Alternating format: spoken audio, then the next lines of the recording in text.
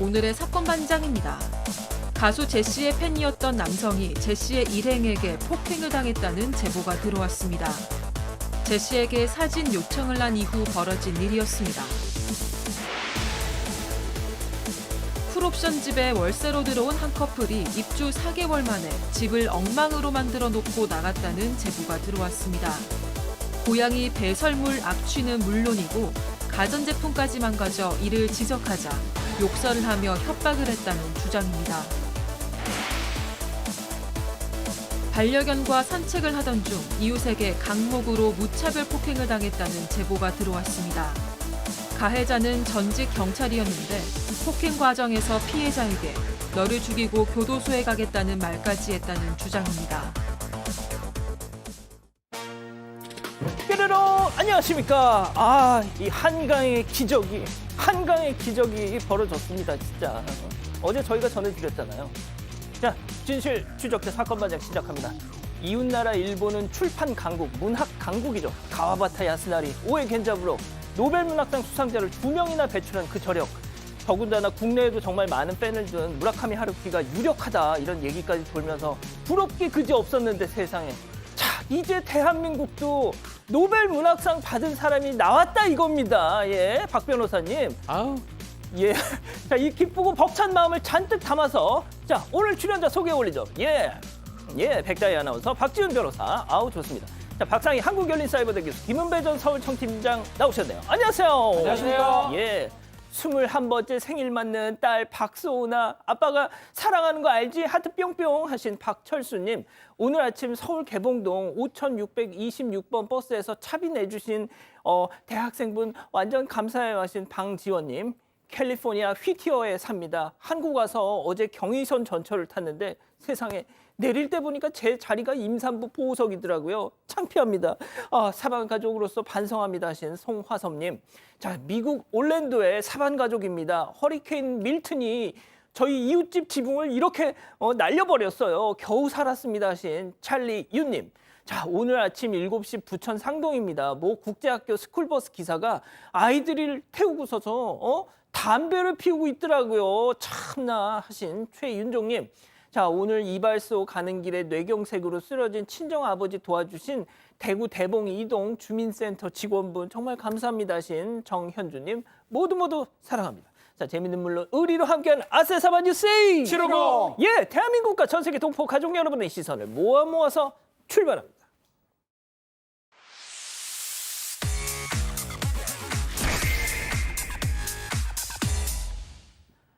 자, 첫 번째 달려보죠.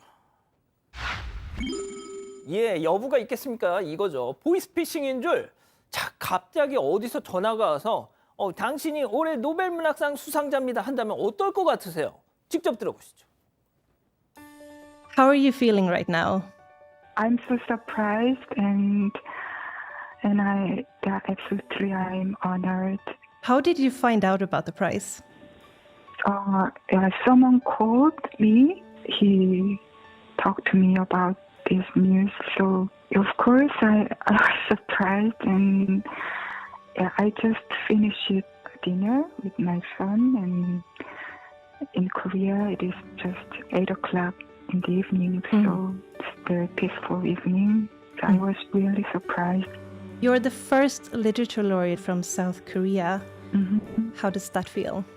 Since when I was a child, I grew up with books in Korean and translated as well. So I can say I grew up with Korean literature, which I feel very close.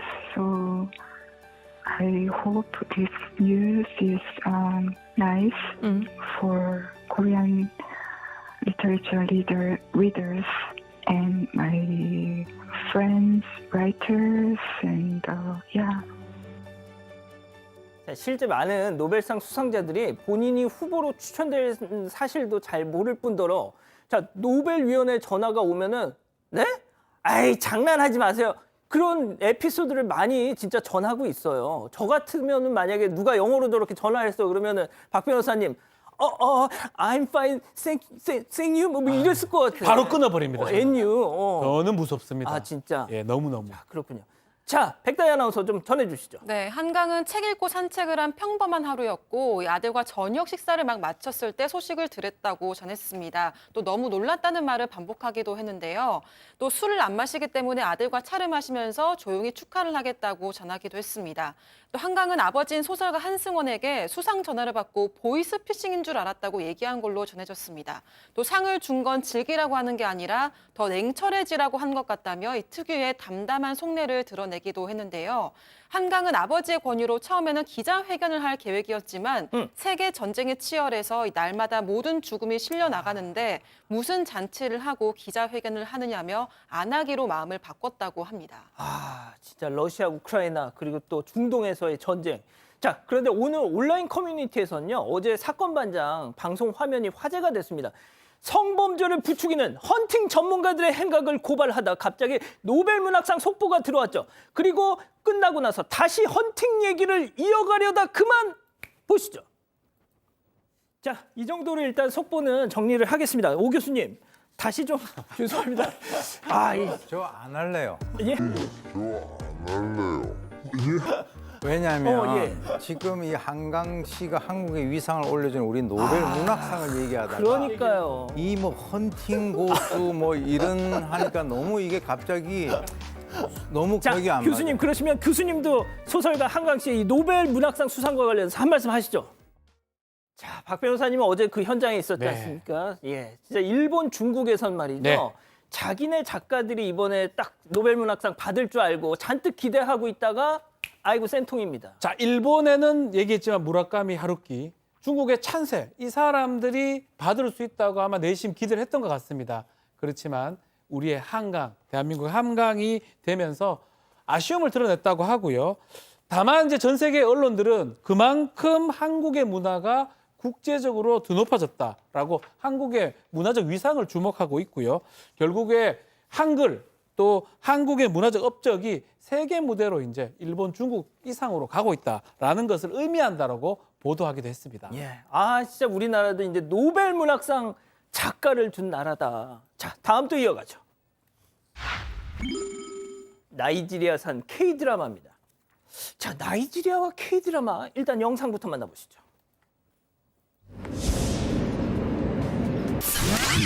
빨리 가자. 빨리. 빨리 와. Hi, Miss Kim. 안녕하세요. 안녕하세요. 네, 감사합니다. 야, 지금 있어. 야, 얘한테 지금 뭐라는 거야? 안녕. 연기 앉아. My name is Daniel. 야, 집중해. 야. 그러니까 오늘은 월화수목금토일에 대해 배우고 있어요. 월요일, 화요일, 수요일, 목요일, 토요일, 금요일, 일요일. 그러니까 아니, 박 교수님 이거 지금 무슨 더빙한 거예요? 뭐예요? 네, 너무 재밌죠. 이게 지금 나이지리아의 영화예요. My Sunshine이라는 제목을 가진 영화인데 이게 지금 한국어로 만들어지고 있다고 합니다. 근데 나이지리아는 아프리카에서도 영화 사업이 상당히 발달한 나라래요. 근데 지금 이 설정은 한 여학생의 아버지가 코리안, 한국에 이제 뭐 북의 계통을 가지고 있어서 한국인 학교에 장학금을 받고 이제 들어가게 되고 그 안에서 굉장히 인기 많은 남학생과 사랑이 이루어지는 그런 전형적인 하이틴 로맨스인데요. 재미있는 거는 여기서 이제 한국어로 된 OST도 나왔고 또 한국어가 계속 나오니까 저걸 보는 영화 이제 팬들이 한국어를 또 공부하게 되는 이렇게 한국 문화의 위상을 다시 한번 또 보여주는데 한강 씨의 쾌거에 이어서 이렇게 각 나라에서 한국의 위상이 높아지고 있는 것 같습니다. 이야, 진짜 희한하네요. 너무 기분 좋습니다. 좋습니다. 바로 다음 또 이어가죠. 피할 새도 없이 쾅입니다. 충격적인 제보 영상 만나보시죠. 자, 불박차 잘 달립니다. 앞차와 거리 가고 이거 뭐야 이거?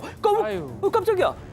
이게 뭐예요? 갑자기 저 차가 싹 비키니까 뭔 차가 있고 사람이 있고 자 사람 있고 차가 서 있습니다. 그리고 피할 새도 없이 쾅입니다. 자, 박 교수님. 네. 아니 차가 고장났던 거예요? 아니요, 그게 아니고 이 앞차가 고양이 때문에 차를 세웠다고 합니다. 이 앞에 고양이가 있었나 봐요. 네? 근데 고양이를 구하기 위해서 봉투를 가지러 가려고 주차를 해놓고 트렁크를 열려고 이제 정차를 했다라고 얘기하는데 정말 이 제보자께서는 너무 좀 어이가 없고 황당한 상태죠. 왜냐하면 피할 수가 없었어요. 보니까 오른쪽으로 피하려고 그러면 오른쪽도 차가 있고요. 그다음에 공간이 없는 상태니까 부딪힐 수밖에 없잖아요. 그런데다가 저 하얀 차의 주인도 또 그 길거리에 서 있었다는 거예요. 그렇기 때문에 지금 뭐 다 같이 다쳤다고 합니다. 운전하신 제보자도 그 순간에 정신을 잃었었다라고 얘기하고 또 상대 운전사와 동승자도 부상을 입어서 지금 병원에서 치료 중이라고 합니다. 자, 뭐 제가 뭐 굳이 뭐 잘잘못을 따지자는 건 아니지만 이 블랙박스 차량, 제보자 차량 앞에 가던 싹 피하던 차가 앞에서 뭐 깜빡이라도 좀 켜주면서 좀 서행을 했더라면 어땠을까 싶은데, 자, 팀장님. 그런데 지금 제보자 이 블랙박스 차량 이 주인이 가해자가 되고 있다고요? 그렇습니다. 담당 사고조사 경찰관이 하는 말이 뭐라고 했냐면 피할 수 없는 사고는 맞지만 그럼에도 불구하고 도로교통법상 전방주시를 태만히 했다. 즉 제보자에게 과실을 줄 수밖에 없다고 말하고 있다고 하는 거예요. 그런데 제보자 입장에서 볼 때에는 나는 과속도 하지 않았고 전방주시도 소홀하지 않았는데 왜 내가 가해자가 됐냐 억울하다는 입장인데요. 근데 또 그리고 뭐냐면 제보자가 그 충돌할 때 옆에 있던 화물차가 있었는데 화물차도 충돌을 했는데 저 화물차 안에는 냉장고 5대 등 한 피해가 많았던 것 같아요. 그래서 합의금을 빼더라도 한 6천만 원 정도를 보상해야 되니까 상당히 어렵지 않습니까? 그런데 그렇다고 하면 보험 처리가 되는데 상대방이 보험 접수도 안 하고 연락도 안 받고 있으니까 이 제보자 입장에서는 답답한 마음에 제보를 했다고 하는데요. 누구한테나 일어날 수 있지 않습니까? 그렇기 때문에 항상 경각심을 갖자고 얘기하는데 제가 보기에는 아까 그 서 있던 차량이 있지 않습니까? 그 차도 도로 1차선에 그냥 서 있다고 한다면 어느 정도 책임이 있기 때문에 요거는 사고조사 경찰관이 좀 철저하게 조사를 해야 될 것 같습니다. 알겠습니다. 자, 다음 또 이어가죠. 들락날락 단골 도둑입니다. 자, 단골 손님 아니고요. 단골 도둑 제보 영상 만나보시죠. 가게 문을 활짝 열고 남성 입장. 자, 입구에서 바구니를 들고 안쪽으로 고고. 자, 일단 주전부리부터 담기 시작합니다. 마른 오징어에 또 그냥 아주 그냥 좋은 거 날아가지고 냉장고에서 음료수는 담고 또 담고 또 담고 또 담고 그만 좀 담어. 자, 계속 담어. 자, 그런데 자, 계산대 쪽으로 이거는 또 뭐야 저거. 과자도 담네요. 자, 이제 계산을 해야죠. 바코드 하나 찍어서 옮겨 담고 있습니다. 자, 그런데 저렇게 다 바코드를 찍고 있는데 지금까지 공들여 찍었던 거를 갖다가 내역을 다 삭제를 하네? 자, 결제하는 척 갖다 댔다가 저렇게 다 했다가 취소 버튼을 꾹 누릅니다. 취소 버튼. 예, 취소 버튼 눌렀어. 자, 그렇게 하고 나서 뭐 할까요? 다시 계산을 할까요? 그럴 리가 없죠. 다 그냥 밖으로 나가버립니다. 자, 본인은 똑똑하다고 생각할지 모르지만 이 수법이 요즘 너무 진부해졌어. 다 걸려. 네, 이곳은 대전 서구에 있는 한 무인 아이스크림 매장인데요. 이 사장인 제보자는 지난 9월에 이 상품 재고수가 맞지 않아서 CCTV를 확인하다가 이 절도 사실을 처음으로 인지를 했습니다. 경찰에 신고하려고 CCTV를 더 확인해 봤는데 이 남성이 지난 8월부터 9월까지 모두 7번이나 절도를 저질렀다고 합니다. 지금 피해 금액은 40만 원 정도 추정을 하고 있는데요. 그런데 CCTV 보관이 한 달이어서 이 제보자는 이전에 더 절도가 있었을 걸로 추정을 하고 있습니다. 그럴 수 있죠. 네, 그리고 이 수사 도중에 지난 10월 2일에도 남성이 또 절도를 벌였다고 합니다. 그러니까 이 가게에서 무려 8번이나 절도를 벌인 겁니다. 자, 다행히 지난 8일 한글날 전날 붙잡혔다는데 도대체 왜 그랬답니까? 자, 본인의 얘기에 따르면 배가 고파서 그랬다라고 주장을 하고 있습니다. 기초생활수급자였다고 하고요. 최근에 생계급여가 정지된 상태라고 하는데 글쎄요. 배가 고픈 사람 치고는 너무 많이 훔치거든요. 그러니까요. 너무 많이 가져가요. 그러니까 CCTV 찍고 있지만 너무나 태연하게 너무 많이 가져가는 거고 일단은 피해 금액도 CCTV상 40만 원 정도가 됩니다. 그래서 배가 고픈 사람 치고는 너무 많이 절도를 해갑니다. 저게는 납득하기 좀 어려운 상황이고 맞아요. 어쨌든 변제가 지금 불가능한 상황이니까 제보하는 사장님 입장에서는 이걸 어떻게 보상을 받을 수 있을지 그 부분을 좀 고민하고 있는 상황입니다. 알겠습니다. 좋습니다. 마지막 사연으로 가볼게요. 피도 눈물도 없는 식당입니다. 자, 사방 가족께서 우리 가족 여러분들 집단지성의 판단을 받아보고 싶으시다면서 제보해 주신 사연 함께 들어보시죠. 안녕하세요. 저는 아픈 남편을 돌보고 있는 70대 여성입니다. 제 남편은 간암과 대장암을 앓고 있어요. 그러다가 최근 부쩍 추워진 날씨에 폐렴까지 걸리는 바람에 중환자실에 입원까지 했었는데요. 남편이 병원 중환자실에 있다가 퇴원하는 날이었습니다. 저랑 같이 집으로 돌아오는 길에 동네에 있는 한식 뷔페 집에 가게 됐습니다. 가게로 들어갈 때 먼저 한 사람당 7,000원씩을 계산하고 자리를 잡았고 몸이 안 좋은 남편을 대신해서 제가 반찬들을 이것저것 담아왔습니다. 하지만 늘 음식을 잘 못 남기던 남편은 이번에도 반찬들을 남겼는데요. 웬만한 건 거의 다 먹었지만 이 우엉 반찬이 거의 한 숟가락 정도 남았습니다. 담을 땐 몰랐는데 먹을 때 보니까 익히지 않고 날걸 버무린 거라서 저도 씹기가 힘들더라고요. 그렇게 가게를 나가려는데 이 가게 여자 사장이 대뜸 저희를 붙잡았습니다. 이 반찬을 이렇게 남기면 어떡하냐면서 잔반에 대한 벌금으로 3,000원을 내라고 한 겁니다.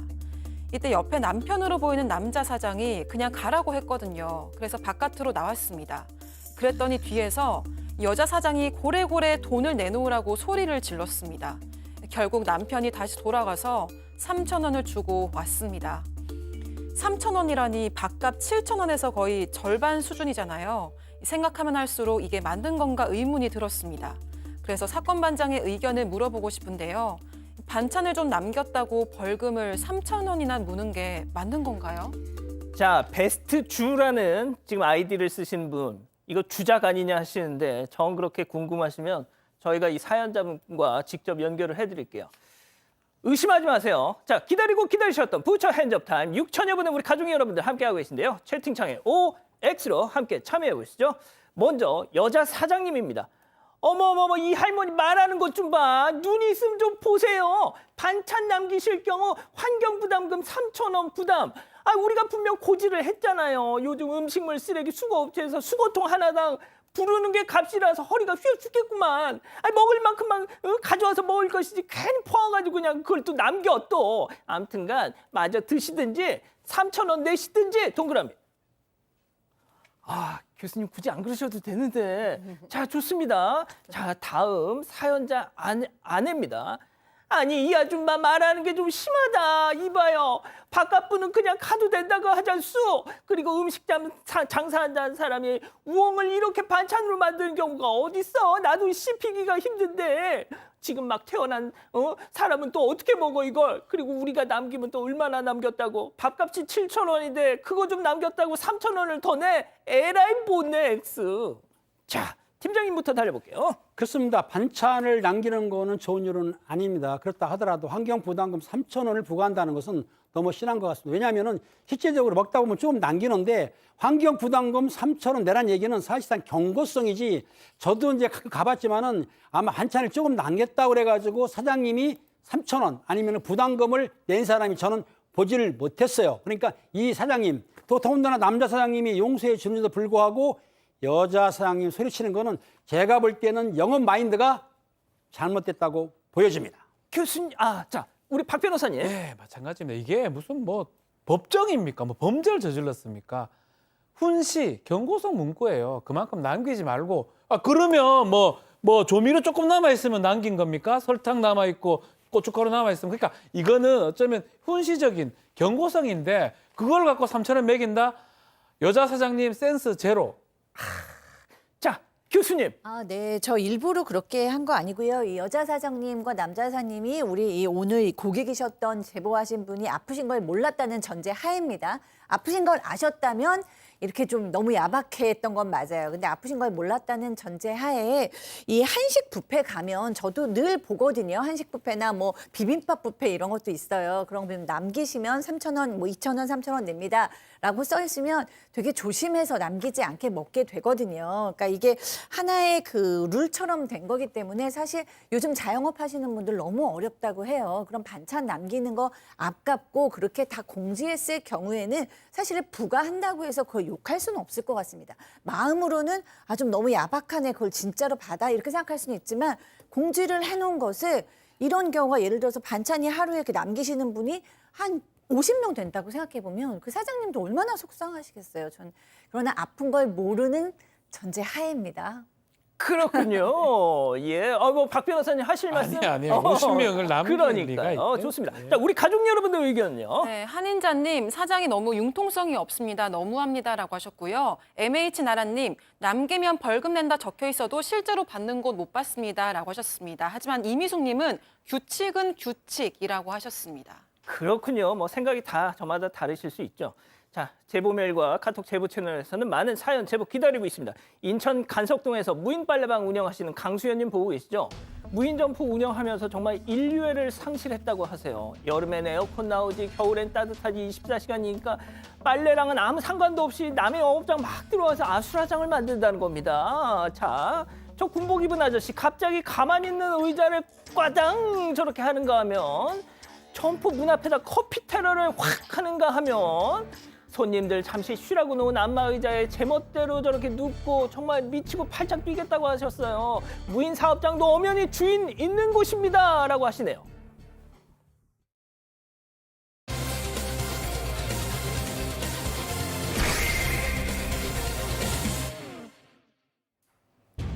한 남성이 골목에 모여있던 일행에게 다가갑니다.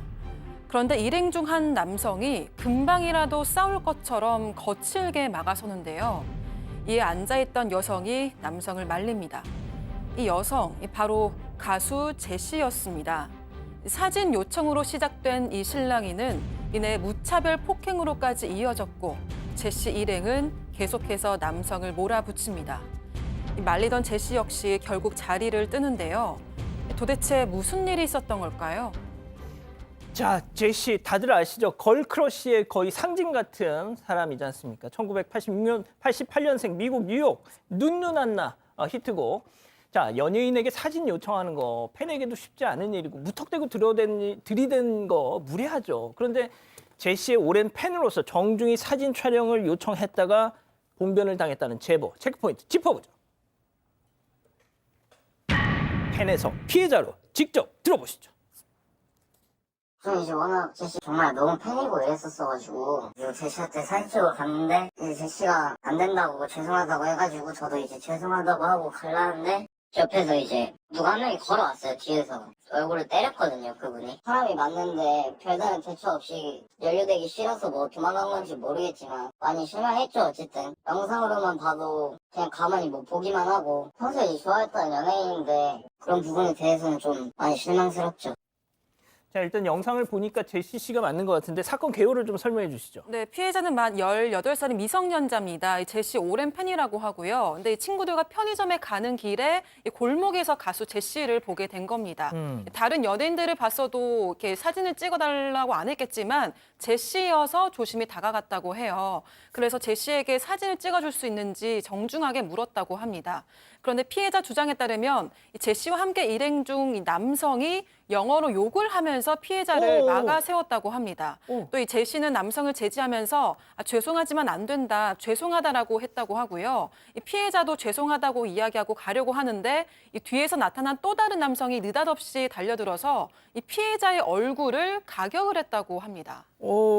아니 저 이후에 어떤 상황 또 어떻게 이어집니까? 자, 피해자를 막아 세운 남성이 위협하던 주먹으로 배를 툭툭 쳤는데 겁을 먹은 피해자가 뒤로 이렇게 물러서는 그런 상황에서 그 순간 옆에서 뭔가 휙 들어왔다고 하는데 아마 그게 그 실랑이를 지켜보고 있던 가해 남성의 주먹이었던 것 지금 같아요. 상황. 예, 저렇게 확 때렸다고 하고 정신을 차리기 힘든 그 순간에 계속해서 때렸다고 하고 발차기까지 이어졌다고 합니다. 그 이후에 제시 일행이 이 남성을 좀 제지해가지고 좀 떨어뜨리는 모습 보이고요. 다음에 피해자 주장에 따르면 제시는 처음에 이제 말리는 듯 하긴 했는데 이내 뒤로 물러서서 사라졌다고 하고 피해자 그 자리에서 바로 경찰에 신고했고요. 경찰에 기다리는 동안 그 가해 남성하고 제시 일행 모두 현장에서 사라졌다고 주장을 하고 있습니다. 자, 지난달 29일 새벽 서울 압구정에서 저렇게 느닷없이 폭행을 당하고 나서 이 피해자 경찰을 불렀어요. 가해 남성 그리고 또 제시 일행을 찾기 위해서 헤매고 다녔다는 거죠?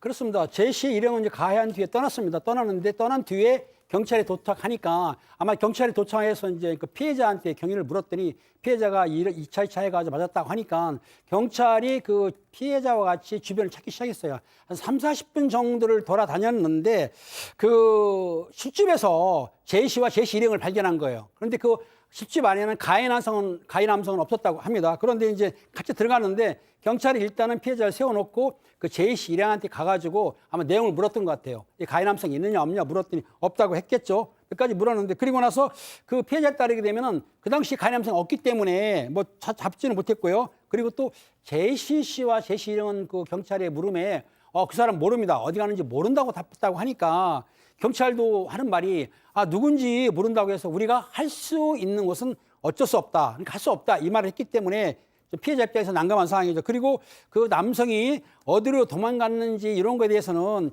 뭐 경찰이 물어봤겠죠. 가해자 어디 갔냐 물었더니 제시 일행 같은 경우에는 아마 모른다고 했으니까 그것만 묻고 그 후로는 경찰이 연락이 없다고 하는데 그렇다 하더라도 이 제보자가 신고를 했다고 한다면은 앞으로 수사는 계속 될 거라고 봅니다, 저는. 자, 박 교수님. 그런데 지금 가해자가 네. 한국에 없다면서요? 네, 그렇습니다. 왜냐하면 이 가해자가 중국인이래요. 이 피해자의 이 어머니께서도 너무 화나서 그 폭행이 있었던 당일에 바로 그 제시의 기획사로 찾아갔다고 합니다. 그랬더니 이 기획사가 우리는 그 사람 가해자랑 전혀 관련이 없고 우리 이 제시랑 친한 프로듀서가 있는데 래퍼로도 활동을 하는데 우리 소속사 소속은 아니다. 근데 그 프로듀서의 친구였다라고 얘기를 하고요. 제시랑은 상관이 없다. 그 프로듀서하고 연락을 해봐야 되겠는데 우리가 연락을 해주겠다라고 얘기했지만 뭐 그다음에 뭐 가해 남성이 누군지는 알려주지는 않았다고 합니다. 그리고 프로듀서한테도 이 남자가 직접 연락을 해가지고 SNS로 물어봤는데 뭐 미안하다라고는 얘기했지만 그 가해 남성에 대해서는 말해주지 않았다고 합니다. 자, 폭행이 있고 열흘이 지날 동안 기획사도 경찰도 감감무소식이었답니다. 결국 피해자는 어제 또다시 경찰서를 찾았는데 자, 이 소식이 전해진 걸까요? 바로 오늘 아침 그 해당 프로듀서한테 이런 연락이 왔다고 합니다. 피해자 얘기 들어보시죠. 원래 그 전에 연락했었을 때 늦었으니 그냥 다음에 연락 주겠다라고 말을 했거든요. 안 읽었던 거를 읽었어요. 이제 오늘 아침에 답장이 왔거든요. 근데 왜 연락이 없냐 기다리고 있는데 뭐 제시한테 자꾸 뭐 협박을 왜 하냐 이러는데 협박을 뭐 한 거나 연락을 따로 취한 적은 없거든요. 근데 계속 이렇게 연락이 와가지고 지금도 뭐 혹시 시간 괜찮으면 연락 통화 기다리겠다고 뭐 연락하겠다고 이러는데 안 읽고 있거든요. 자, 협박. 그 가해자 도대체 어디 갔냐 이런 질문이었을 것 같은데 그게 협박인가요? 네, 일단 피해자는 어제 다시 경찰서에 찾아갔는데 경찰은 아직도 이 신원불상으로 인해서 가해 남성을 찾지 못한 상황입니다. 그런데 바로 오늘 아침 이 프로듀서에게 SNS 메시지가 왔습니다. 메시지는 연락 기다리고 있었는데 왜 연락이 없냐? 제시는 폭행한 사람을 전혀 모르고 이 일에 관여되어 있지 않은데 자꾸 제시 쪽에 연락해서 협박하면 안 된다 이런 내용이었습니다. 이 피해자에 따르면 제시에게 직접적으로 이 일로 연락을 취한 적은 한 번도 없었다고 하고요. 그래서 오히려 좀 적반하장으로 느껴졌다고 전했습니다. 그렇군요. 자, 이제 뭐 제가 정리를 해드릴게요. 가수 제시 씨가 이 폭행에 직접 가담한 거 아까 보셨다시피 아닙니다. 하지만 현장에 있었고 또 그 일행 중에 한 명이 가해자였기 때문에 또 그렇게 추정이 되기 때문에 저희가 뭐 당연히 기획사 쪽 입장을 좀 들어봤잖아요. 네, 기획사 쪽 입장에서는 이제 제시 소속사 변호인의 이야기인데요. 이 제시하고는 전혀 관계가 없다라는 거고요. 아까도 설명드렸듯이 가해 남성과 제시는 모르는 사람으로서 그날 처음 만났고 이 프로듀서 소속사 소속 그 기획사 소속은 아닌 그 프로듀서의 친구다라고 얘기를 했고 그렇기 때문에 제시와 가해 남성이 일행이라고 보지는 않는다. 그러나 피해 당하신 분께서 일행이라고 보신다면 우리가 어떻게 좀 배상할지는 고민하는 단계로 아마 그 단계로 갈 수는 있다 정도로만 얘기를 했습니다. 그리고 기획사는 폭행이 명백하기에 가해자가 특정돼서 합당한 처벌을 받았으면 좋겠다라는 입장도 밝혔습니다. 자, 박 변호사님, 예. 뭐 어떻게 될까요, 이거? 출국했는지 확인을 좀 해봐야 되는데 경찰에 좀 요청을 좀 하니까 경찰에서는 일단 출석 요구를 한다 그러는데 프로듀서하고 이 사람하고 안다고 하니까 프로듀서를 먼저 불러가지고 이 사람을 그 중심으로 다음 주에 출석 요청을 한 다음에 조사를 한다라고 합니다. 일단은 그 가해 남성만 폭행을 행사했고 나머지 사람들은 현장에서 접촉 같은 게 없었다고 합니다. 그 부분도 좀 더 확인이 좀 필요할 것 같고요. 일단 피해자가 충격을 상당히 많이 받은 상황이고요. 가해 남성이 빨리 좀 잡혔으면 좋겠다 이렇게 얘기를 하고 있는 상황입니다. 예. 제시 소속사 측의 변호인은 도의적으로라도 피해를 어떻게 배상할지 고민하겠다 이렇게 얘기를 했습니다. 자, 첫 번째 사건 정리하고요. 두 번째 사건 이어갑니다.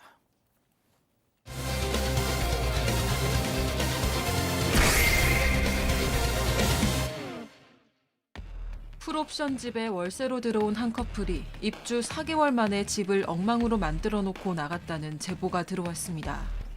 고양이 배설물 악취는 물론이고 가전 제품까지 망가져 이를 지적하자 욕설을 하며 협박을 했다는 주장입니다. 그동안 무슨 일이 있었던 건지 알아봅니다. 자, 최악의 세입자를 만난 집주인의 제보입니다. 네, 제보자는 부산의 한 대학가에 있는 원룸 임대업자입니다. 올 봄에 계약을 하나 했는데요. 방 2개, 거실 1개에 또 이 가전제품 대부분 새로 다 채워넣은 풀옵션 집이었습니다. 한 젊은 커플이 5월부터 내년 2월까지 들어와 산다고 했다고 합니다.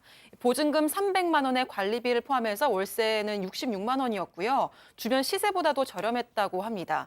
계약은 시간이 안 맞아서 부동산을 통해서 했는데 보증금 300만 원을 3개월에 걸쳐서 할부로 낸다고 이야기를 했다고 해요. 제보자는 좋은 마음으로 돈이 없나 보네 생각을 하고 그렇게 허락을 했다고 합니다. 그런데 첫 달부터 이 보증금과 월세를 제 날짜에 내지 않아서 부동산을 통해서 받았다고 합니다. 하하. 또 세입자가 이른 아침부터 쓰레기통 사용법을 계속 물어보더래요. 그래서 직접 알려주겠다고 했더니 월세 살면서 집주인이 집에 온다는 이야기는 처음 듣는다면서 질색팔색을 했다고 합니다. 허허. 그러더니 다음 날에는 제가 우울증 약을 먹고 있다 화 푸시라면서 사과를 하기도 했다고 합니다. 자, 보증금 300에 66만 원 월세.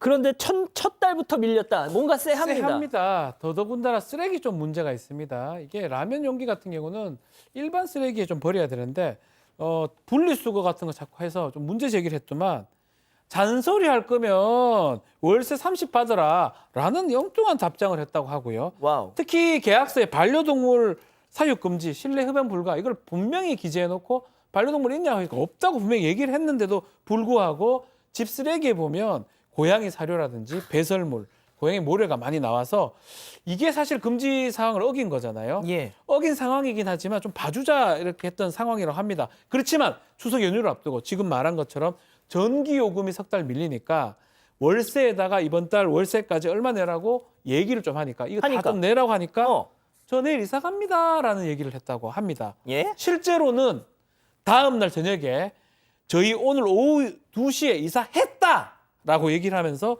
보증금 반환 부탁한다. 이런 문자까지 왔다고 합니다. 이사 전날 이사 간다고 통보를 한 거예요, 세상에. 이런 경우가 어딨어. 자, 그런데 말이죠. 보증금을 돌려주기 전에 집 상태는 확인해야 되잖아요. 그래서 추석 지나고 부동산 통해서 부동산 중개업자하고 그 집에 같이 들어갔다고 합니다. 그런데 놀라운 풍경 체크포인트 짚어보죠. 고양이 엑스밭 제보자 얘기 직접 들어보시죠. 이게 사진을 안 찍히는데 냄새가요. 정말 저는 처음 맡아보는 마구간, 외양간에서 이제 막 소똥 안 치우고 이런 정말 눈이 시릴 정도로 그런 냄새 있잖아요. 그냥 고양이 똥밭이었어요. 작은 방에는 에어컨이 없어가지고 제가 새로 또 단 게 있는데 바람 나오는 곳 있잖아요. 이걸 여니까 정체 모를 벌레들이 부두두두 떨어져요. 뭐 싱크대 밑에 구더기가 있었다. 저도 놀라운 게 거기서 둘이서 밥도 먹고 잠도 자고 그렇게 생활했다는 게 놀랍죠. 와, 아까 그 비포 사진 집 상태랑 네. 완전히 4개월 만에 지금 이게 뭐야 지금. 그러니까요. 4개월 만에 정말 집이 망가졌다라고도 볼 수 있죠. 근데 그도 그럴 것 같습니다. 왜냐하면 본인이 실토를 했대요. 고양이를 저 집에서 6마리를 키웠다고 합니다. 그러니까 그 고양이들이 벽지도 다 훼손하고 그다음에 커튼도 훼손을 했고요. 그 정도가 아니라 또 이 주인들도 화장실에서 담배를 폈나 봐요. 와우. 그래서 타일도 그 니코틴 색깔 때문에 타일도 이제 뭐 누렇게 되고 창틀에는 담배꽁초가 있고 또 변기에는 담배불 자국도 있고 그다음에 에어컨도 돌아가지 않아서 보니까 에어컨 필터에 고양이 털이 가득했고 세탁기 안에도 고양이 털이 범벅됐고 아까 얘기하신 것처럼 정말 악취는 코를 찔렀고요. 에어컨을 또 이렇게 청소하려고 열어보니까 그 안에서 정체 모를 벌레들이 후두둑 떨어졌대요. 거기까지 그리고 네, 하나만 더 얘기하겠습니다. 예. 싱크대 밑에서는 안 돼. 구더기도 나왔다고 합니다. 나왔습니다. 구더기. 자, 당연히 화가 났죠. 원상복구 해라, 청소해라 따졌습니다. 그랬더니 이랬다는 겁니다. 세입자와 제보자의 직접 통화 내용 들어보시죠. 뭐가 잘못된지 얘기해봐. 왜? 뭐가? 문자로 욕을 하시죠. 그게 법적으로 처벌이 되나? 내가 벌부터 치면 되잖아. 네 타당하지 않는 이유로 보증금에서 까는 그거 위법인 거 알아 몰라? 집을 이렇게 쓰는 거는 위법 아니에요? 역시 갈아줄게. 아니에요. 저 지금 견적 받을게요. 아니 네 타당한 이유로 돈 깔려는 거니까 나 신고한다. 알겠습니다. 알아서 꺼져라. 팀장님, 401호 임차인 제가 저 사람 그 카톡 프로필 사진을 봤는데 멀쩡하게 생겼어. 그렇습니까? 그러니까 세입자가 세입자가 집 쓰니까 집주인이 확인하려고 했는데 그 집주인이 들어가려고 하니까 당신 그거부터 무단 침입이야. 경찰에 신고하겠어. 이렇게 협박을 할 뿐만 아니라 청소를 하지 않습니까? 청소를 해야 되는데도 불구하고 청소 안 해주니까 부동산업자하고 통화를 했더니 부동산업자가 뭐라고 했냐면 청소를 하는데 비용은 아마 세입자가 부담할 것 같지 않으니까 보증금에서 차감하자. 그러니까 그렇게 하자고 했다고 합니다. 그런데 이 세입자가 뭐라고 했냐면 경찰들한테 물어봤다는 거예요. 물어봤는데 사기 및 횡령이라더라. 이거 적반하장입니다. 그러면서 그런 인성으로 살면 언젠가 칼 맞고 죽을 거다. 이렇게 상당한 협박을 했습니다. 이런 온갖 악당과 욕설과 협박까지 했다고 합니다. 자, 결국 내돈내산으로 이 제보자분이 집주인분이 다 복구를 하셨다고요? 네, 그렇습니다. 그런데 뭐 관리비도 안 냈고 월세, 전기, 가스, 청소비, 뭐 특수 청소 당연히 들어갔겠죠. 그다음에 이제 도배비 그리고 이제 살림살이도 너무 엉망이 됐어요. 이거를 고치고 나니까 보증금은 300이라 그랬죠. 네. 지금 합계 400이 훌쩍 넘었어요. 와. 그래서 내용 증명을 보냈는데 여자는 수취 불명, 남자는 수취 거부. 근데 또 이제 이렇게 받지도 않아 놓고 그 후로 문자로 폭언의 욕설에 지금 굉장히 심각하게 뭐 욕을 하고 있는 상황입니다. 박 변호사님, 예. 저 세입자 401호 예. 왜 네 맘대로 내 보증금 건드려? 그거 불법이야. 내 돈 1원도 빼지 말고 다 돌려줘 이런데요. 일단은 그 계약서에 명시가 돼. 보통 계약서 명시를 안 한다 하더라도 보증금 자체가 그런 어떤 손해배상을 담보하는 것이거든요. 당연히 차감이 가능하고요. 반대로 지금 계속 욕설하고 문자 메시지 보내는 게 협박죄라든지 아니면 스토킹 처벌법에서 스토킹법 위반이 될 여지도 있습니다. 또 더 나아가서 지금 다른 손해들 뭐 엄청나게 지금 훼손을 해놨습니다. 그 부분은 또 다른 손해배상을 청구할 수 있기 때문에 오히려 지금 전 세입자한테 매우 불리한 상황이다 이렇게 보입니다.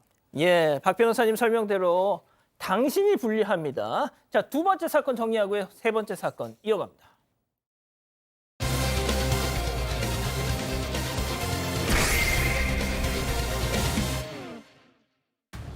반려견과 산책을 하던 중 이웃에게 강목으로 무차별 폭행을 당했다는 제보가 들어왔습니다. 가해자는 전직 경찰이었는데 폭행 과정에서 피해자에게 너를 죽이고 교도소에 가겠다는 말까지 했다는 주장입니다. 사건 당시 상황을 짚어봅니다. 자, 충격적인 제보 사건입니다. 네, 이 사건은 무안군에서 벌어졌습니다. 피해자는 40대 여성인데요. 아버지를 도와드릴 일이 있어서 올해 1월에 아버지 집 쪽으로 이사를 왔다고 합니다. 평소에 반려견을 데리고 산책을 나가는데요. 이때 산책로를 가려면 60대 남성이 사는 이웃집을 지나가야 합니다. 이 집은 이 피해자가 사는 집과 한 200m 정도 떨어져 있습니다. 지난 7일에도 이 반려견을 데리고 산책을 나가는데 이웃 남성의 집을 지나가고 있었는데 여기서 실랑이를 하다가 폭행을 당한 겁니다.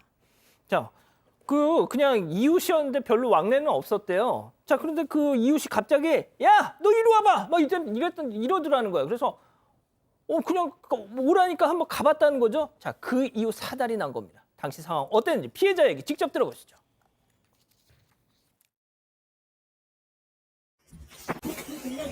뭐라고 하셨어요? 아니 지나가는데 왜 욕하세요? 내 집 앞으로 지나가고 있었잖아요. 지금 말씀하시는데 이쪽으로 온 거잖아요. 가까이 가자마자 갑자기 엎드려서 강목을 집어들고 머리를 내려친 거예요. 그래서 어차피 징역 갈 거 죽여버려야겠다고 하면서 강목으로 이제 계속 때리다가 강목이 부러지니까 바로 제 옆에서 셀파이프를 주셔서 어떻게 도망갈 겨를이 없더라고요. 강목의 쇠파이프요? 전직이 뭐예요, 저 양반? 네, 그 전직 경찰이었던 분이에요. 도대체 경찰이었던 분이 어떻게 저런 행동을 할 수 있는지 모르겠는데 이 피해자분이 이어폰을 끄고 이제 개랑 이제 산책을 하고 있었는데 저쪽에서 고래고래 소리를 질렀대요. 근데 이제 이어폰을 꽂으니까 맨 처음엔 안 들렸는데 딱 보니까 소리를 지르길래 이어폰을 딱 빼니까 죽여버린다 이렇게 얘기를 하는 거예요. 그래서 그러면서 왜 내 집 앞에 개를 끌고 가냐 죽이겠다라고 얘기해서 그쪽으로 이제 갔습니다. 그랬더니 그때부터 뭐 강목을 꺼내서 갑자기 머리를 때리고요. 팔, 다리를 무차별적으로 폭행을 했는데 그러면서 이제 화가 난 이 사람 너 죽이고 내가 감옥 가겠다라고 얘기하고 여기서 끝나지도 않았습니다. 이어서 쇠파이프를 들고 폭행했습니다. 자, 팀장님 혹시 댁에 그 현관에 강목하고 쇠파이프 두십니까? 둘 필요가 없습니다. 예. 제 주먹을 믿으니까. 그럼 도대체 이 사람은 왜 대문에다 그런 걸 이 뒀을까요? 주민 주장에 따르게 되면은 강목과 쇠파이프를 대문 곁에 둔 이유가 있습니다. 그 가해자가 키우는 반려견 때문이라고 하는데요. 가해자가 키우는 반려견이 사실은 풀어서 키운다는 거예요. 그러니까 이웃 주민들이 무서워도 했지만은 또 반려견이 그 이웃 주민이 키우는 가축을 또 물어주는 경우가 있기 때문에 대문까지 설치한 건데요. 사실상 그 반려견이 또 밑으로 대문 밑으로 나오지 않습니까? 그러니까 대문 밑으로 나오지 못하게 강목하고 그 파이프를 갖다 놓은 거예요. 즉 반려견이 이제 마우스 이렇게 막아놓은 곳인데 그 강목과 쇠파이프로 이웃 여성을 무자비하게 때리는 것을 보고 너무나 큰 충격을 받았다고 합니다. 자, 근데 이 범행 현장을 지켜보던 목격자가 있었습니다. 그 이웃 남성 목격자 이런 말을 전했습니다. 체크포인트 짚어보죠. 안 죽었네? 자, 이런 얘기를 그 가해자의 육성을 들었다는 거죠. 피해자 얘기 이어서 들어보시죠. 제가 쓰러져 있는 그 때린 사람이 웃으면서 아직도 안 죽었네 이러면서 웃었다고 기사에 나오더라고요. 아, 그때 그 지나가는 그 목격자분이 없었으면 그냥 맞아 죽었겠구나. 거기가 CCTV도 없고 그냥 죽었겠구나 이 생각이 이제 경찰 진술하면서 어디를 많이 맞으셨어요 하는데 머리를 많이 맞았어요라고 하는데 그때 딱 순간 들더라고요. 박 변호사님, 예. 저 가해자가 저 쓰러진 여성을 보고 웃으면서 아직도 안 죽었네 이랬다는 거예요. 전직 경찰이. 전직 경찰인 이 가해자가 이웃 남성이잖아요. 충격적인데 사실은 쇠파이프를 들고 있다가 쇠파이프로 때리진 않고 강목으로 때렸다고 합니다. 지금 보면 사진 보면 강목 부러진 거 옆에 보이죠? 아, 앞에 있습니다. 그리고 피해자는 쓰러져 있습니다. 그런데 봤던 주민의 얘기에 따르면 아이고야 아직도 안 죽었네 라는 얘기를 했다라고 해요. 이 가해자가 또 집으로 들어가면서도 웃으면서 욕설을 했다고 합니다. 근데 그 도중에 경찰에 신고를 했고요. 경찰이 도착했고 나중에 피해 여성은 병원으로 이송이 됐다고 합니다. 박 교수님 이 뭐예요 도대체? 상처난 것 좀 봐. 네, 전치구주입니다. 전치구주. 뭐 대단한 싸움이 난 것도 아니고 그냥 개를 데리고 집 앞을 지나가다가 동네에서 싸움이 난 건데 전치구주가 될 정도로 이 여성을 때린 거예요. 근데 뭐 이 문제가 사실은 그 전조 증상이 좀 있기는 했다라고 합니다. 예전에도 그 집 앞으로 개를 데리고 지나가면은 화를 내고는 해서 아니 그 집안 안에다가 우리 개가 무슨 용변을 한 것도 아니고 그 밖에는 국가 땅이니까 국가 땅에 아이가 좀 뭐 용변을 할 수도 있고 이렇지만 그쪽에서 너무 싫어하니까 피해 갔다고 합니다. 그런데 어느 날 집을 꽝꽝꽝꽝 두들기면서 반말을 하고 욕설을 하고 망치를 들고 한번 온 적이 있대요. 그때 무서워서 대꾸도 안 했는데 그 후에는 서로 피해 다녔고 길거리에서 마주친 적이 있지만 뭐 서로 그냥 말없이 지나가게 돼서 이날도 그냥 지나가고 있었는데 이렇게 폭행을 시작했다고 합니다. 이 전직 경찰 지금 뭐 조사를 받고 있다는데 그 동네에서 힘 좀 꽤나 쓰는 사람이라면서요? 맞습니다. 전직 경찰이 가해자인데 가족들도 뭔가 한가닥 하는 걸로 피해자는 좀 알고 있고요. 그런 부분을 좀 두려워하고 있습니다. 일단 첫 번째, 가해자가 전직 경찰인데 이 가해자의 아내는 전직 전직 시의원이라고 하고요. 또 처남 같은 경우는 현직입니다. 도의원. 뭐 별거 아닌 것 같지만 그래도 저 동네에서는 셉니다. 그러니까 피해자 입장에서는 한가락하는 집안을 느껴질 수가 있는 거거든요.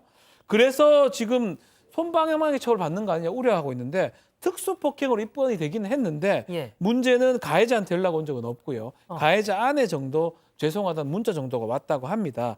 그리고 왜 이런 행동했냐 하니까 그냥 흥분해서 가해자는 그렇게 했고 자신이 왜 그런 행동이 잘 모른다. 이것도 무서운 거예요. 이혼 남자인데. 자기가 모르면 누가 알아? 그러니까 누가 알려줘야 됩니까? 어. 그래서 또 이런 얘기를 하기 때문에 앞으로도 또 어떤 일이 있을지 모르잖아요. 그런 부분이 좀 두렵다고 합니다. 자, 김은배 팀장님 짧게 딱 한 문장으로만 말해주세요. 저렇게 뭐 전직 시의원이고 뭐 현직 뭐고 소용이 있습니까 없습니까? 소용 없습니다. 법과 원칙에 따라서 처벌을 받을 겁니다. 알겠습니다. 자, 세 번째 사건 이렇게 정리하고요. 별별 상담소 이어갑니다.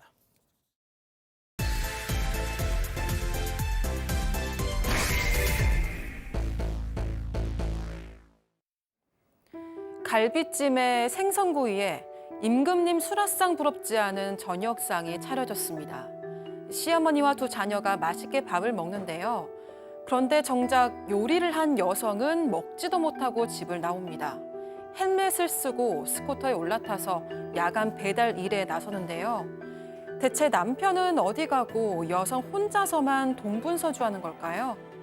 자, 실제 사연을 당사자 특정을 이유로 일부 각색했다는 점 먼저 말씀드리고요. 박 변호사님, 예. 신랑 어디 갔어? 그러니까요. 여성의 지금 사연인데 이 여성 얘기 먼저 하면요. 40대 여성인데 15년 전에 이 남편을 만나서 결혼을 한 상황입니다.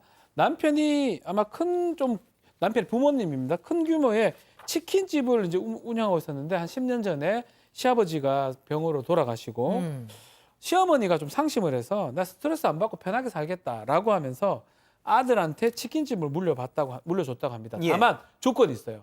나를 좀 모셔라. 예, 시어머니를 모시는 조건으로 치킨집을 받았다고 하는데 문제는 한 4, 5년 전에 중국 붐이 일어나면서 치킨집 하나로 못 살겠다 싶어서 중국 사업을 화장품 사업 이걸 남편이 했다고 하고요. 근데 우리 기억나지만 코로나19가 터집니다. 그러면서 한국에 뭐 1, 2년에 한 번씩 왔다 갔다 하면서 사업을 이끌어 갔다고 합니다. 남편은 중국에서 화장품 사업한다고 넘어갔고 한국에 남은 거는 시어머니랑 이 사연자 본인뿐만이지 않습니까? 네, 이 남편은 사업이 어렵다면서 뭐 양육비며 생활비를 보내지 않았고요. 그래서 여성 혼자 장사를 하면서 온 가족을 먹여 살렸습니다. 아이고야. 그 와중에 시어머니가 좀 입버릇처럼 한 얘기가 있는데요. 너는 내 덕에 먹고 사는 줄 알아라 이렇게 말했다고 합니다. 또 이 삼시세끼를 차려달라고 요구를 해서 오후 쉬는 시간에도 이제 쉬지를 못하고 얼른 점심을 차려주고 갔다고 하고요. 그런데 이게 끝이 아닙니다. 어느 날은 시누이한테 사골국 좀 끓여주라고 이야기를 했는데 신랑 여동생한테? 네, 근데 이제 음식을 하는 내내 옆에서 이 본인의 레시피를 얘기하면서 간섭을 했대요. 그러니까 알고 보니까 얼마 전에 출산한 시누이가 엄마표 사골국을 먹고 싶다고 하니까 좀 직접 하기는 싫고 그래서 며느리의 손을 빌려서 만들어서 준 겁니다. 자, 박 교수님 방금도 말씀드렸지만 이게 코로나 시국이었잖아요. 네. 이 자영업자 이 사업이 이게 잘 될 수가 없습니다. 그러니까요. 얼마나 힘드셨어요, 우리 자영업자들이 그때. 그러니까 이 집도 치킨집에서 이제 홀에서 손님을 못 받잖아요. 그러니까 배달밖에 없는데 그러니까 너무 어려워지니까 이 여성이 스쿠터 타는 법을 배워서 밤에 이제 배달까지 가게 됩니다. 혼자서 치킨도 다 만들고 고객 관리도 하면서 배달도 하고 또 30세끼 시어머니 복량까지 했어요. 남편한테 연락해서 여보 나 너무 힘들어라고 얘기하면 나 중국에서 더 힘들어라고 얘기하고 또 시어머니는 그 와중에 나 칠순잔치 때는 뭐 해줄 거니? 막 얘기를 한 거예요. 이 여성이 참다 도저히 못 참아 어느 날 저 이혼하고 싶어요 어머니라고 얘기를 하니까 이제 그제서야 얘야 내가 이 아들한테 따끔하게 한 소리 하겠다. 그리고 우리 아들 내년이면 사업 접고 다 온다고 하니까 1, 2년만 더 기다려라 라고 얘기하고요. 그리고 우리 손자 조금만 더 커서 대학만 가면 내가 아파트 한 채 사주겠다라고 얘기해서 이렇게 잠잠하게 만들었다고 합니다. 자, 그런데 팀장님 지금부터가 중요합니다. 설명해 주시죠. 그렇습니다. 한 30대 중후반으로 보이는 여성이 가게를 혼자 찾아왔습니다. 그런데 주문은 하지를 않고 그 여자분 아래를 훑어보는 거예요. 훑어보더니 갑자기 그 손님이 하는 말이 박지훈이 어디 갔어? 하면서 주변을 찾아다니는 겁니다. 죄송합니다, 박 변호사님. 찾아다니는데 깜짝 놀랐어요, 여자분이. 알고 봤더니 이 여성이 누구냐? 남편이 내연녀였는데요. 4년 전에 남편하고 중국에서 만나가지고 한국을 오가면서 동거하고 있었는데 최근 남편이 가출한 뒤에 돌아오지 않으니까 본처 집으로 와서 박지훈님을 찾기 시작했던 것입니다. 그런데 이게 너무 황당하잖아요. 그래서 이 아내가 뭐라 했냐면 아무리 그래도 그렇지 어떻게 내연녀가 본처 집에 와서 내 남편을 찾냐라고 소리쳤더니 그 여자 하는 말이 뭐냐면 참 대단합니다. 나 그 인간이랑 끝났어. 아무 상관없어. 대신 내 돈을 갚아라면서 큰 소리를 쳤는데 큰 소리가 나니까 밖으로 외치랬던 시어머니가 들어오다가 내연녀를 딱 만났습니다. 그랬더니 이 내연녀가 하는 말 뭐라고 했냐면 어머니 오랜만에요 라면서 아는 척을 했다고 합니다. 자, 그러면 상간녀와 시어머니가 서로 아는 사이예요? 네, 이렇게 내연녀가 아는 척을 하니까 이 시어머니가 너무 당황해가지고 아무 말도 못했대요. 결국 내연녀가 돌아간 뒤에 이 어머니가 이실직고를 했다고 합니다. 사실 아들의 불륜을 알고 있었다고 고백을 했던 건데요. 와우. 이 시어머니에 따르면 4년 전에 아들의 입으로 직접 이 여자가 있다는 걸 들었고 자신은 만류했지만 아들은 듣지를 않았다 이렇게 얘기를 했습니다. 심지어 현재 남편과 내연녀는 한국에 들어와서 동거를 하고 있는 상황인데 이 시어머니가 그 집에 가서 내연녀를 만나보기까지 했던 겁니다. 이 시어머니는 아들과 떨어뜨려 놓으려고 간 거지 뭐 다른 건 전혀 없었다 이렇게 달래려고 했는데 사실 여성의 입장에서는 대충격이잖아요. 그래서 시어머니가 그동안 뭐 아들이 내년에 돌아올 거다 이렇게 달래면서 이혼은 절대 안 된다고 말렸는데 지난 4년 동안 아들의 불륜을 좀 눈 감아주고 있었던 겁니다. 이런 남편이 잘 될 리가 있습니까? 그렇죠. 사업 자금 다 날려먹고요. 더더군다나 지금 내연녀한테 큰 돈을 빌린 상황에서 그러니까. 도망 온 상황이에요. 그러다 보니까 시어머니가 또 이런 제안을 합니다. 사람 살려야 된다라고 하면서 치킨집 팔아서 빚 좀 갚아주자라고 얘기를 하니까 누가 그 지금 며느리 입장에서 받아들이겠습니까? 그래서 이런 얘기를 했대요. 야 아무리 미워도 한 번 서방은 영원한 서방이다. 일단 그 한 번만 용서해주라라고 부탁을 한 것 같아요. 그럼에도 불구하고 여성은 이혼하겠다라고 선전포고를 했다고 합니다. 혹시 이 서방이 해병대 출신입니까? 그러니까요. 예. 네. 자, 그렇군요. 자, 그럼 여기서 오늘의 궁금증 짚어보죠. 자, 아들 외도 숨기고 봉양받은 철면피 시모. 시어머니한테도 이혼 책임을 좀 물을 수 있을지 궁금해하시는데, 자, 박 변호사님. 네, 뭐 당연히 물을 수가 있습니다. 이게 또 심히 부당한 대우가 됩니다. 직계 존속에. 그래서 이혼 사유가 될 수가 있고요. 뭐 더 나아가서 거짓말하고 했기 때문에 불법행위에 기한 손해배상 위자료까지 청구가 가능할 것으로 보입니다. 교수님, 네. 이 아내분이 완전히 이제 그냥 쑥대밭이 됐어, 정신이. 그럼요. 저라도 정말 너무너무 배신감을 느꼈을 것 같아요. 이건 며느리와 시어머니를 넘어서서 인간과 인간 간의 저는 배신이라고 생각하거든요. 이 며느리 혼자서 생계를 유지하면서 아이 키우면서 시어머니 복양하면서 다 했어요. 남편이 기다리면서. 그런데도 이렇게 배신을 했다는 거는 이 아내로서는 용서할 수가 없을 거라고 생각을 하고요.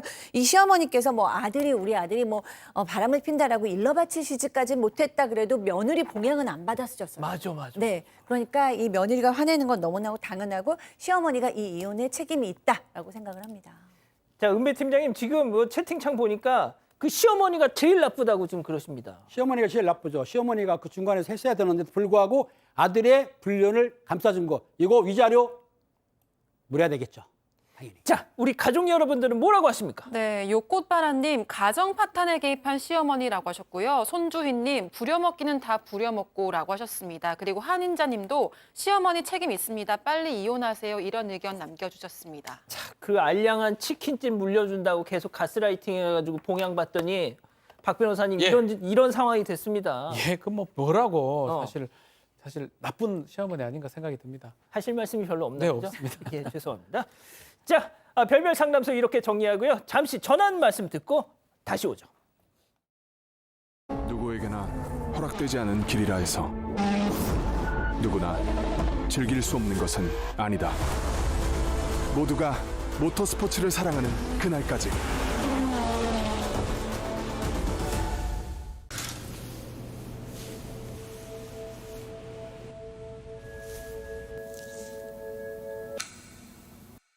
타임리스 뷰티 고훈진. 귀뚜라미는 지키겠습니다. 전자파 걱정으로부터, 세탁 걱정으로부터, 환경호르몬 걱정으로부터 고객을 지키겠습니다. 품질에 대한 약속을 지키겠습니다. 3세대 귀뚜라미 카본 매트 온돌. 나이도 있고 먹는 약도 있으니 독감 접종을 권하더군요. 그래서 신중히 생각했죠. 관상동맥 질환자에 대한 임상 데이터가 있는지. 독감 백신 알면 알수록 닥치 트리플 테트라. 자, 사랑하는 사건반장 가족 여러분 행복한 주말 보내시고요. 저희는 다음 주 월요일에도 사반 750 저녁 7시 50분에 다시 옵니다. 안녕히 계십시오.